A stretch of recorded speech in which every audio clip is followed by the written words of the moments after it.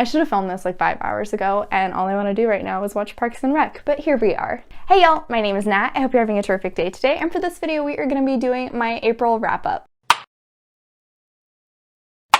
So, full disclaimer, I actually kind of had a semi-reading slump at the beginning of the month. Just had a lot going on personally, and I didn't really want to read anything that was on my TBR. Well, that's not true. I wanted to read one specific book, and that was it. Nothing else sounded interesting, so unfortunately, a lot of my reading plans got pushed kind of to the back of my mind, and then any videos that I was planning to create with those plans also kind of just got tossed out the window. So, I spent a month mostly mood reading, and you know, I think it was a good thing. As normal, let's do a quick rundown of all of my stats. First, I read 8 books this month, and between those, I read roughly about 2,500 pages. This is an estimate that's on here. My average rating, however, was 4 stars, so I did have a good reading month overall. I had 3 DNFs, however. Then my genre breakdown, I read 1 romance book, 2 fantasy books, 2 thrillers, 1 nonfiction, 1 historical fiction, and 1 mystery. This month, I'm going to do a breakdown based on when I read these books. So first up, the only book I really was interested in reading at the beginning of the month was She Drives Me Crazy by Quindlen. This was a ARC I received from NetGalley, and I'm so glad I did because I really enjoyed this book. First off, let me say that when I read the summary, I fell in love. A sapphic enemies to lovers with a sports romance and then a fake dating trope. I never read a fake dating plus enemies to lovers story in a book before, and I actually really enjoyed it. This actually felt a lot like that 80s movie Can't Buy Me Love, and I really enjoyed that movie, and then this actually even had a meta joke about that in it, so I thought that was hilarious. Oh yeah, I should like give you a summary of what this is about. Essentially, we are following this main character, Scotty, who is a basketball player, and she had recently had a bender with the head cheerleader who she doesn't have a great past with, in order to basically make her ex-girlfriend jealous as well as bring some attention onto her basketball team. She cooks up an idea to fake date with the head cheerleader. In return, she pays for the damage done to the cheerleader's car. And then of course, you know,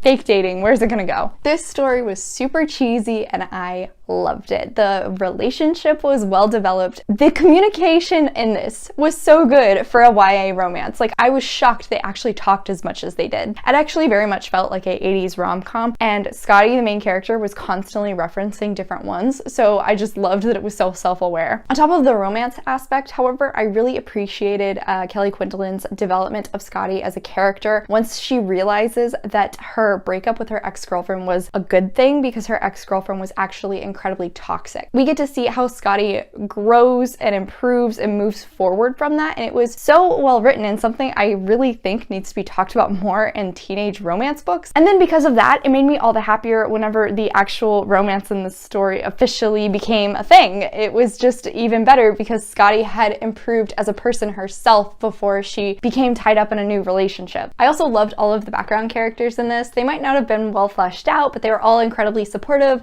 and loving of Scotty and Irene. There was still a bit of homophobia because, you know, teenagers are assholes, but thankfully it wasn't like a main plot device and wasn't bringing a bunch of drama because of it. But at the same time, every relationship still felt very real, with sibling arguments and like disagreements between you and your parents. I will say that pacing was a little weird in some places. Like, we would jump sometimes minutes between paragraphs, and then other times it would be weeks, and that was really weird. Also, there's like a big family hug scene that happens, and for the most part I loved the cheese in this book, but that was a bit too much for me. I couldn't do that. I love that I finally found a good sapphic enemies to lovers story. In the end, I ended up giving this 4 stars. I really enjoyed it and definitely recommend. Next up, I read The Gentleman's Guide to Getting Lucky by Mackenzi Lee, and this is a novella set in the same universe as the Montague siblings series. The first book was The Gentleman's Guide to Vice and Virtue, that's what it was. The Gentleman's Guide to Vice and Virtue. I read that as a part of my 5x5 historical fiction. I really enjoyed the first book, so I was intrigued to try out the novella because it is also focusing on Percy and Monty from the first book. It was very cute. It was a little cringy. It was like 60 pages, honestly. I blasted through it in like one morning. It was quick, it was easy. It added to the relationship between Percy and Monty, but there wasn't a lot going on. I gave this 3.5 stars. Again, cute, cheesy, cringy, yeah. Next, because I had been in a reading slump, I decided to try and do a reread of one of my favorite books, and I decided to go with The House on the Cerulean Sea by TJ Klune. I actually physically read and tabbed it all up this time, and love. That's all I can say about this book. I just love it.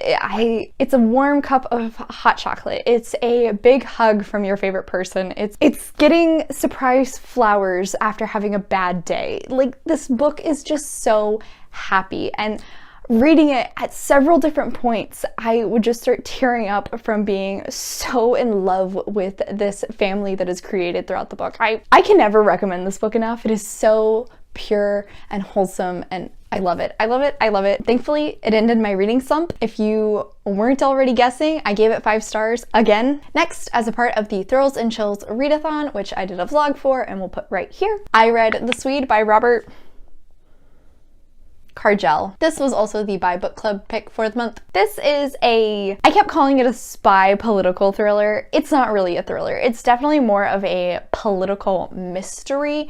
We're following 2 timelines. One is this man named Ernst who works for the Swedish security, which seems sort of like the Swedish FBI, CIA kind of situation, and he gets dragged into trying to solve this terrorist plot that occurred with a ragtag group of people who met in Thailand after a hurricane. As I said, I went into this thinking it was a thriller, so kind of take my review with a grain of salt because it definitely wasn't living up to my expectations, but in the end, I still did enjoy the story. I really liked seeing the 2 different perspectives. We see from Ernst, and then we see from one of the people who was involved in the terrorist plot, and I was really intrigued to see how the stories were going to eventually collide. The different perspectives were distinct enough that I never really got confused, thankfully. I wasn't really a big fan of the writing style. It was pretty formal, stiff, and this was originally written in Swedish and then later translated into English, so I'm not really sure if that's the writing's fault or the translator's fault, but it just wasn't my cup of tea. Because of that, the characters weren't really particularly engaging. I didn't love anyone. I wasn't really cheering for either side. I was just more intrigued to see, okay, how did they manage to do this? Okay, what's gonna be the thing that helps them catch them? However, I did think it was really interesting that the main detective in this story, Ernst, is a bisexual man, and that is definitely not shied away from. He also has a partner who is currently suffering from AIDS, so there's a bit of discussion on the American healthcare system, which was not expecting that in this mystery. I do think the story did have a pretty interesting twist by the end of it, and I was very intrigued about that. I really liked how that played out in the end. I ended up giving this 3 stars. Again, kind of my own fault because I went in with false expectations, but it was an interesting read. Also a part of that reading vlog, I read The Nothing Man by Catherine Ryan Howard, and wow, I ended up loving this one. It was crazy. This is an Irish thriller following a man named Jim who is a security guard at a grocery store, and one day he sees that this new true crime book has been written called The Nothing Man, and the woman who wrote it is the single survivor of a serial killer. However, we learn that Jim is actually the Nothing Man, and he has never been caught. It then alternates between the perspective of Jim and then chapters from the actual book that he is reading. I really enjoyed this layout of a book within a book. Although we had a very limited scope of the narrator Eve, who is the sole survivor,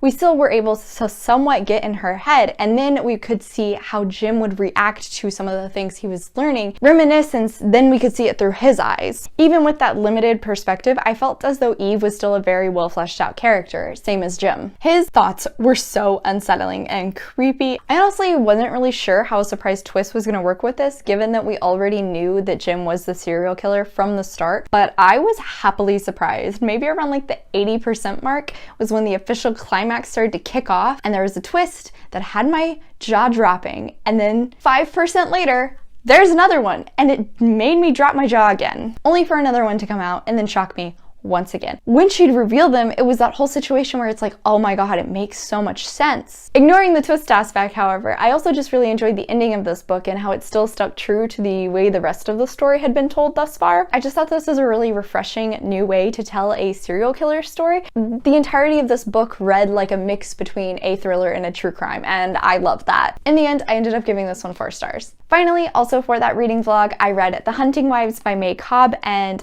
I think this is the first book I have ever enjoyed so much where I didn't like a single character.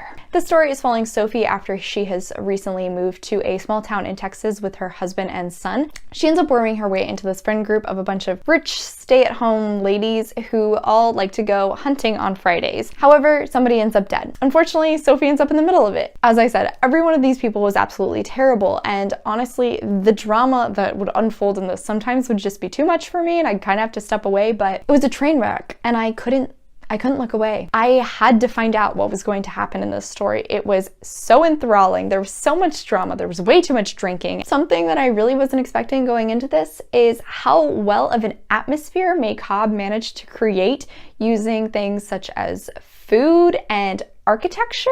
That's so odd to say, but the descriptions she puts in the story really does just create the setting for you. It adds to the story so much because this seems so homey and settling and inviting, but then the story that's happening is not.